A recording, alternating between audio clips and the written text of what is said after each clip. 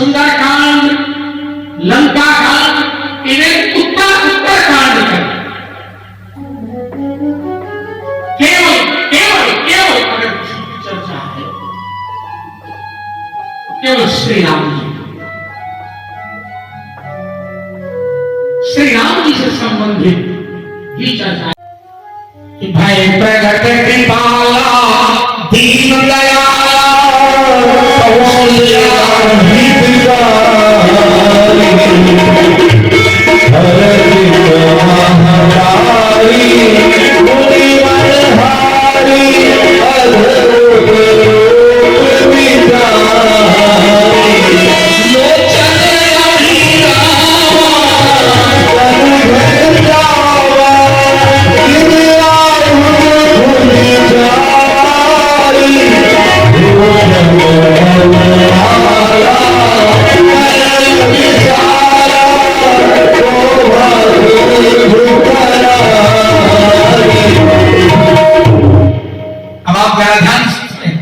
वही अद्भुत रूप, वही चतुर्भुज रूप अयोध्या और मथुरा में रूप में एकता है, लेकिन मथुरा में रुकने का अवसर नहीं था। आजीवन श्री कृष्ण बेचारे भटकते रहे, संपूर्ण जीवन जिनका भटकाव से भरा है, यानी जन्म कहां लिए, पले पिछले कहां, बड़े कहां हुए, राज कहां से संचालित किया और अंतिम समय जो है स्वर्गस्थ कहां हुए। कहने का अभिप्राय श्री कृष्ण के जीवन इसलिए कहा गया है। देखिए श्री राम और कृष्ण ने अंतर क्या है कि श्री कृष्ण ने जो किया वो करने की निष्ठा मत करना ना, क्योंकि आप भटक जाओगे। श्री राम ने जो किया वो करने की चेष्टा करना, क्योंकि श्री राम में स्थिरता है। श्री अयोध्या धाम में स्थिरता है। हाँ, श्री कृष्ण ने जो कहा उसको करो, जो किया उसको मत करना। जो उन्होंने कहा श्रीमद् भगवद गीता के माध्यम से, जो पवित्र उपदेश किया उसको करो। लेकिन राम जी ने जीवन में जो कुछ किया, अपने बड़ों का सम्मान कैसे करना है, ये श्री राम से सीखो।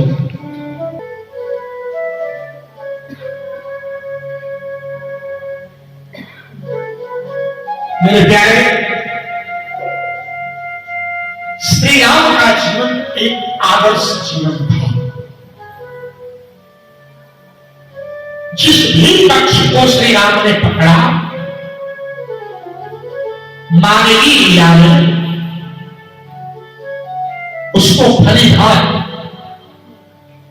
निभाने की चेष्टा की। इसलिए आप देखेंगे वैसे तो श्री कृष्ण का चरित्र 18 पुराण है। 18 पुराणों में किसी न किसी रूप में श्री कृष्ण का चरित्र आया है, लेकिन संपूर्ण पुराणों में केवल चरित्र हो ऐसा नहीं है। यहां तक कि श्रीमद् भागवत की भी बात करूं मैं,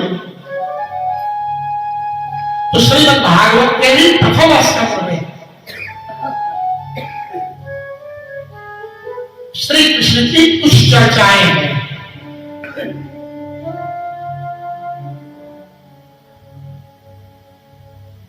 लेकिन द्वितीय स्कंद अलग हट जाता है। तृतीय स्कंद में भी श्री कृष्ण की चर्चा आई जरूर, लेकिन थोड़ा सा विदुर का सहारा लेते हुए। विदुरस्तीर्थयात्रायाम, चूंकि तीसरे स्कंद में यह दिखाया कि विदुर जी तीर्थ यात्रा पर गए तो कहां कैसे इनका मिलन उद्धव से कब हुआ, फिर उद्धव और विदुर का संवाद कैसे बढ़ा, फिर विदुर उद्धव के कथनानुसार हरिद्वार की यात्रा पर कैसे निकलते हैं इत्यादि। इसके बाद आप चतुर्थ स्कंद ले लो, पंचम ले लो, षष्ठम ले लो, सप्तम ले लो, अष्टम ले लो, इन्हें नवम भी ले लो। 10वें स्कंद में जाकर के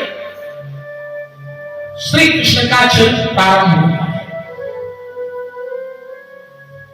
तो कुछ क्षण श्री वेदव्यास ने 10म स्कंद के ही पूर्वार्ध और उत्तरार्ध में मिला करके केवल एक स्कंद में श्री कृष्ण की लीला का वर्णन करने का प्रयत्न किया।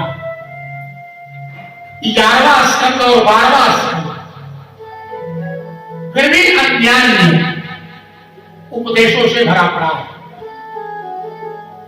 लेकिन रामचरितमानस अथवा श्रीमद् वाल्मीकि रामायण, जो श्री वाल्मीकि जी के द्वारा लिखे हैं, श्रीमद् वाल्मीकि रामायण को भी आप ले लें और श्री रामचरितमानस को भी आप ले लें। तो प्रारंभिक दौर में रामचरितमानस में श्री राम परिवार की वंदना, राम नाम पर चर्चा या केवल भरद्वाज जी का कथन, भगवान शाम सदाशिव और भगवती परात्मा पार्वती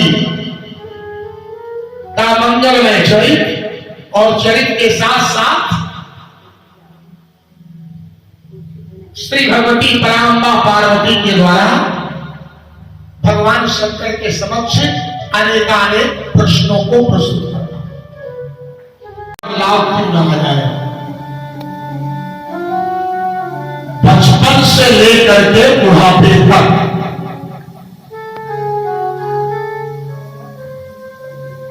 शारीरिक व्यवस्थाएं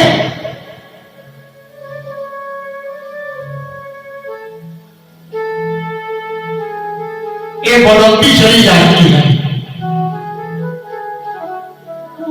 कभी बचपना है, कभी जवानी है, तो कभी बुढ़ापा है। लेकिन याद रखना, अगर कुछ नहीं बदलता है तो क्या जानते हैं? स्वभाव।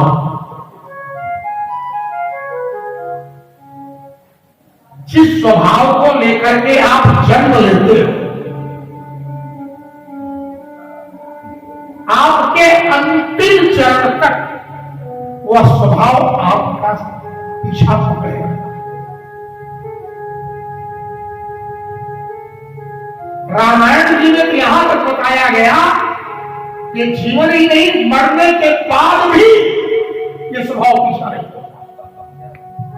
मरने के बाद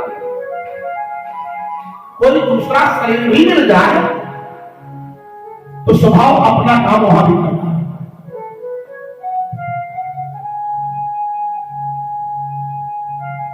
हमारे साथ पंडित पारसनाथ जी हैं।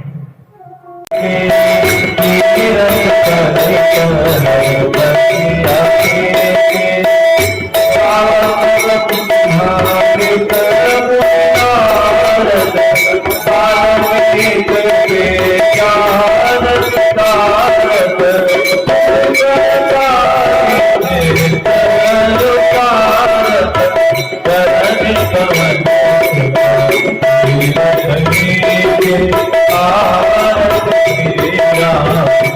है।